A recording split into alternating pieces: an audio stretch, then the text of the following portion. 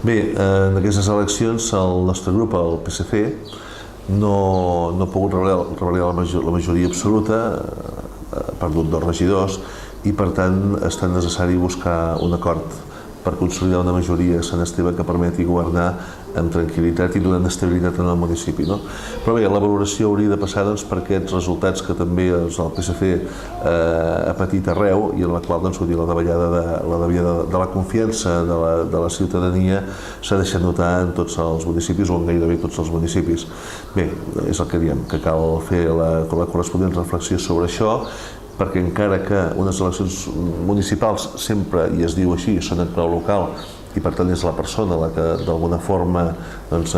marca potser el que ha de ser la tendència o ha de ser el resultat d'unes eleccions, s'ha vist que en aquest cas el fet de que de pertany al PSC també ha suposat en aquest cas un decrement d'aquesta confiança, ha tingut també el seu pes. Per tant, això vol dir que hem de reflexionar sobre aquesta qüestió perquè segurament, això, si no la fem, podria continuar perjudicant-nos de cara a futures eleccions. Bé, jo penso que a Sant Esteve tot s'ha de tindre en compte, però la situació que vivim avui, una situació en la qual hi ha una desesperança, podríem dir una desesperança respecte a la qüestió econòmica, respecte al dia a dia, però sobretot també dubte respecte al futur, fan que es visualitzi molt aquesta situació amb una responsabilitat en el polític que ens està governant. Per tant, jo crec que, evidentment, que a Sant Esteve no ho hem fet tot bé, segur que hi ha qüestions que es podrien fer millor i que es poden fer millor, i que són revisables, però crec que sobretot el que ha passat és això, aquest punt de vista, aquesta visualització d'una situació actual i una previsió futura sobre uns polítics que no hem pogut donar solucions o totes les solucions que la gent reclama de nosaltres. Crec que aquesta és una qüestió important i que pesa molt també en la decisió que ha pres la gent. Bé, jo, amb independència de si va costar o no aconseguir-lo, és veritat que no va costar molt aconseguir-lo, però jo crec que,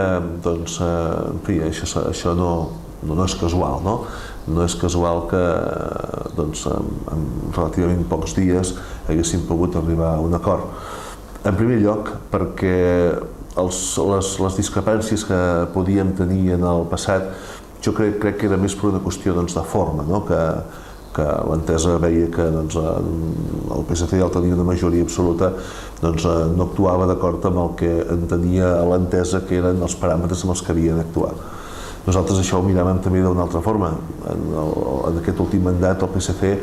ha intentat fer les coses amb el màxim consens i sobretot comptant amb la gent, amb la participació de la gent. Hi ha hagut temes importants, alguns de caràcter urbanístic, en els quals la participació i sobretot els processos de participació i de consulta han sigut importants. Per tant, la nostra voluntat de buscar la participació de la gent sempre hi ha sigut.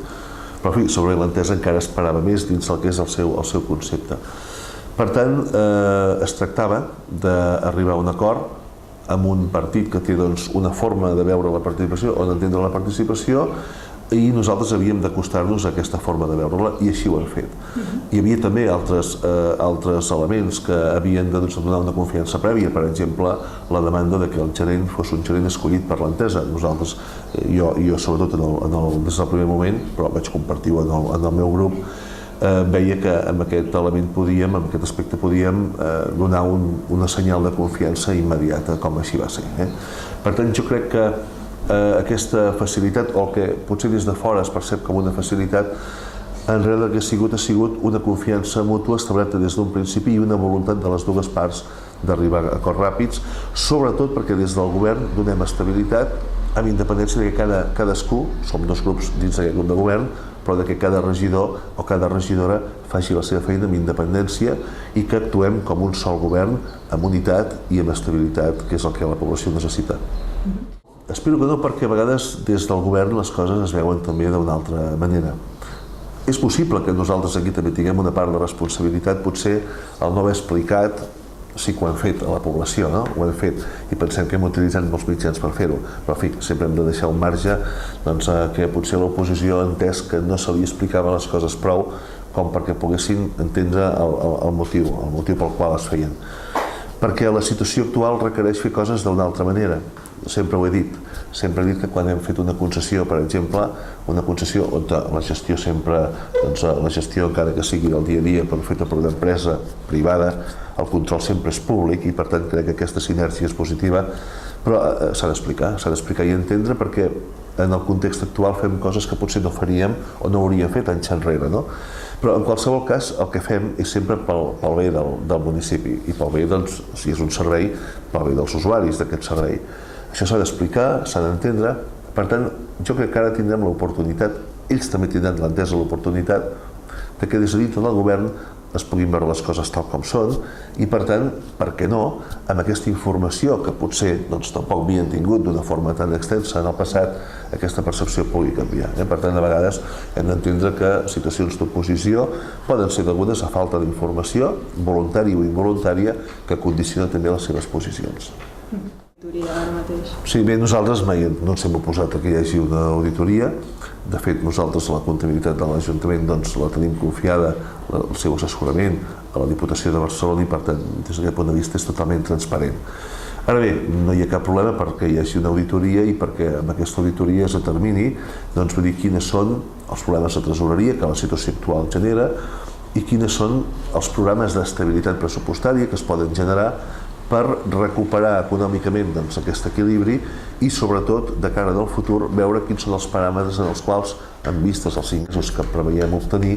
quins són el marc d'equilibri econòmic, tenint en compte que ni els bancs facilitaran l'endeutament ni tampoc l'activitat econòmica, el que són les taxes, les llicències urbanístiques, fluiran com fluïen abans. Per tant, el fet de fer una auditoria que determini una posició, però que sobretot també faci recomanacions de cara al futur, sempre són benvingudes i nosaltres no hi tenim cap problema. Bé, és el que dèiem abans, una auditoria, nosaltres els números són clars, salten a la vista i un expert econòmic pot fer deduccions d'aquests números sense necessitar fer cap auditoria. Però, en fi, nosaltres no busquem cap mena d'excusa per no fer-la, com he dit, i no tenim cap inconvenient de fer-ho, però, efectivament, un expert pot determinar i treure conclusions sense necessitat d'una auditoria específica, per descomptat.